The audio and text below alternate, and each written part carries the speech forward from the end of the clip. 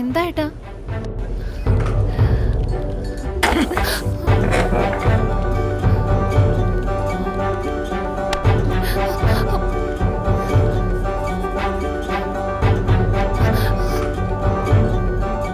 നീ എന്താ നീ വിചാരിച്ചോണ്ടിരിക്കുന്നേ?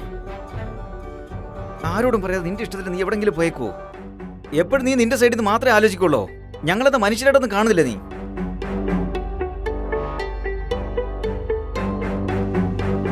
നിനക്ക് എന്ത് പറ്റിയെന്നറിയാതെ എന്ത് മാത്രം ടെൻഷൻ അടിച്ചെന്നറിയാം രാവിലോട്ട് ഞാൻ.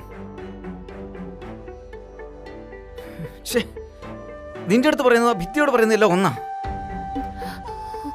എന്താ ഇവൻ എനിക്ക് വേണ്ടി ഇത്രയൊക്കെ ചെയ്യുന്നുണ്ടല്ലോ, അവന് വേണ്ടി ശകലം എന്റെ പിടിവാശി വിട്ടുകൊടുക്കാന്നൊന്നും തോന്നില്ലല്ലേ? എപ്പോഴോ നടന്ന ചെറിയൊരു വഴക്ക് വെച്ചിട്ട് നീ ദിവസം എന്നെ കൊന്നോണ്ടിരിക്കുമല്ലേ?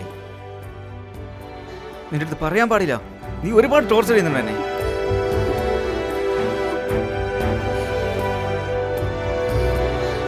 കണ്ടോ കണ്ടോ, ഇത്രയും നേരം ഞാൻ സംസാരിച്ചിട്ടുണ്ട് പോലും ഒരു വാക്ക് പോലും നീ മിണ്ടുന്നില്ലല്ലോ. ഇല്ല, എനിക്ക് അറിയാൻ വയ്യാത്തൊരു ചോദിക്കുക. എന്താ നീ അടിച്ചാലും ഞാൻ ഒന്നും പറയില്ല എന്ന് വിചാരിച്ചിട്ടാണോ? ശരി, ഇനി ഞാനും നിന്റെ അടുത്ത് സംസാരിക്കത്തില്ല, നോക്കൂ.